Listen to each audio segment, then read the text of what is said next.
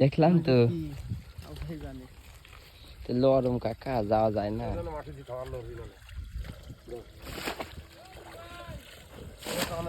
বড় মাছ, হ্যাঁ